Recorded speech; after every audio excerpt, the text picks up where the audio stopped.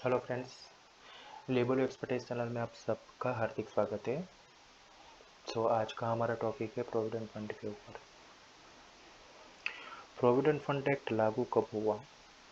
तो provident fund act लागू हुआ 1952 में। इस एक्ट का पर्पस क्या था लागू करने का? तो इस एक्ट का पर्पस यही था कि जो भी एम्प्लॉयज़ है कि जिनका पीएफ कटता है उनकी सैलरी में से, उनको at the time of retirement financial security provide करना, और in the case of emergency उनको पार्शियल विड्रॉल या तो फिर पीएफ एडवांस के तहत फैसिलिटीज़ प्रोवाइड करना। कहाँ पे ये लागू होता है?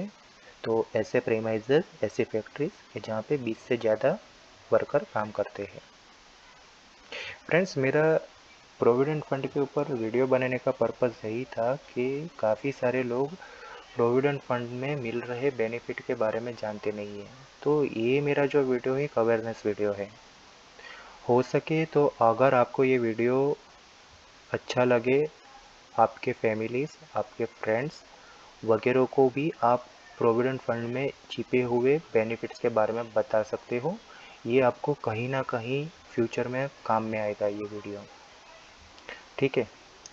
प्रोविडेंट फंड के अंतर्गत तीन स्कीम जो होती है, एक तो है ईपीएफ 1952, जिसके तहत आप जिसका पर्पज़ यही था कि जो भी ईपीएफ का मेंबर है उनको at the time of retirement उनको फाइनेंशियली सिक्योरिटी देना।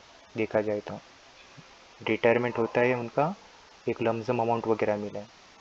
और in the case of unemployment आप 2 मंथ्स के बाद आप पीएफ का पूरा विड्रॉल कर सकते हो, पीएफ अमाउंट। ठीक है।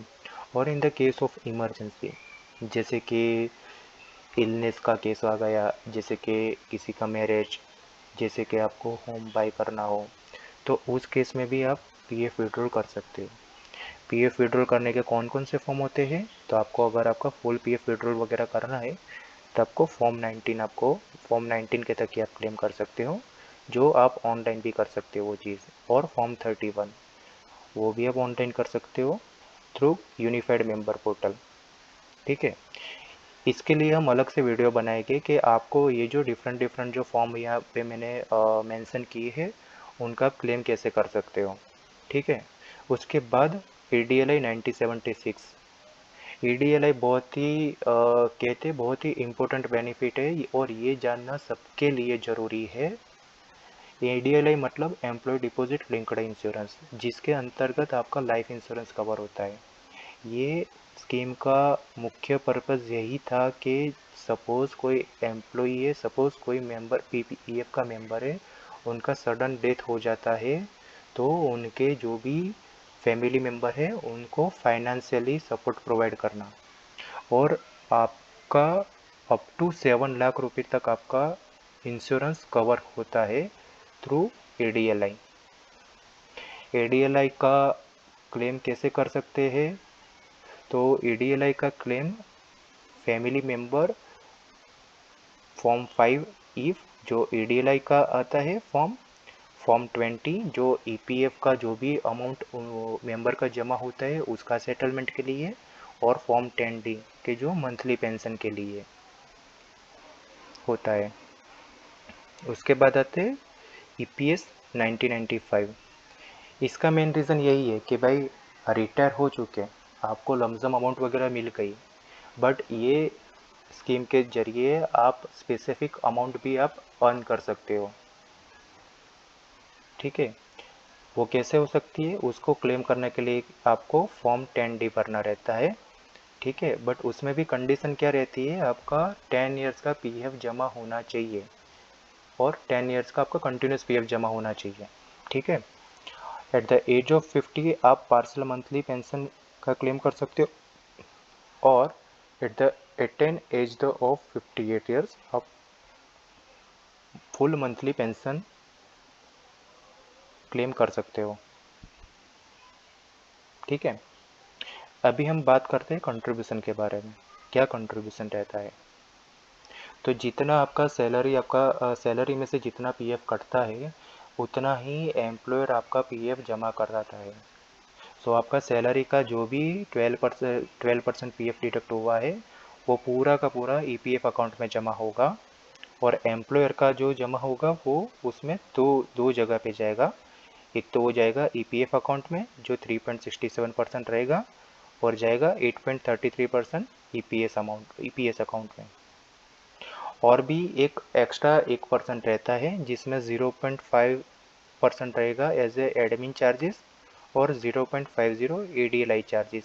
जब भी एम्प्लॉयर चलन वगैरह बनाता है तो ये एक्स्ट्रा उसमें एम्प्लॉयर बेयर करता है ये चार्जेस। ठीक है, अभी मैं पीएफ के मेजर बेनिफिट्स के बारे में बताता हूँ आपको। तो प्रोविडेंट फंड क्या होता है, उससे आपका रिटायरमेंट सेविंग रहती है। ठीक है, आप जब भी रिटायर होते हो आपको एक लमसम अमाउंट वगैरह मिलती है। सेकंड चीज़ क्या होती है, इमरजेंसी फंड। मतलब कहीं पे भी कुछ भी, मतलब मैरिज, या तो फिर आपका इलनेस, या तो फिर आपको होम बाय करना है, तो उस केस में सपोज़ आपको इमरजेंसी फंड की रिक्वायरमेंट रहती है, तो उस केस में आप पार्सल विड्रॉल भी, या तो फिर एडवांस पीएफ एडवांस की भी क्लेम कर सकते हो, जैसे कि पॉइंट्स थर्ड में मैंने आपको ये मेंशन किया है। चौथा है लाइफ इंश्योरेंस कवर, ईडीएलआई की मैं बात कर रहा हूँ। ईडीएलआई अप टू 7 लाख तक का होता है। और सबसे बड़ी चीज़ ये है कि इसमें ये जो एक्ट है वेरी फर्स्ट डे से लागू होता है। तो सपोज़ आपका एक दिन का भी पीएफ जमा होता है, एंड अगर किसी एम्प्लॉय की डेथ इन द सर्विस होती है, चाहे कि वो नेचुरल डेथ भी क्यों ना हो, तो भी वो उनका फैमिली मेम्बर ईडीएलआई का क्लेम कर सकते हैं। आगे है इजीली ट्रांसफर। सपोज अभी तो क्या होता है कि UN number, universal account number आ गया है, तो उसके जरिए आपको सपोज दूसरी कोई एम्प्लॉयमेंट आपका दूसरी कोई कंपनी में आप जा रहे हो, सेकंड एम्प्लॉयमेंट होता है आपका, तो उसमें भी इजीली ट्रांसफ़र अवेलेबल है। ठीक है, उसके बाद क्या होता है, टैक्स बेनिफिट। तो अंडर सेक्शन 80 के अकॉर्डिंग आप मतलब कुछ 1.5 लाख के अकॉर्डिंग आप उसमें भी कुछ बात वगैरह रहती है। तो ये सब बेनिफिट्स प्रोविडेंट फंड के रहते हैं, जो मेरे हिसाब से स्टॉक मार्केट और एसआईपी से तो कंपैरिजन में ठीक ही है।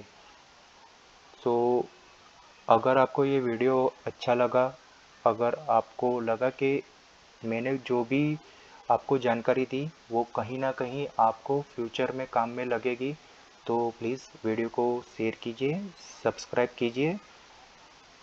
Thank you so much for your time. Thank you.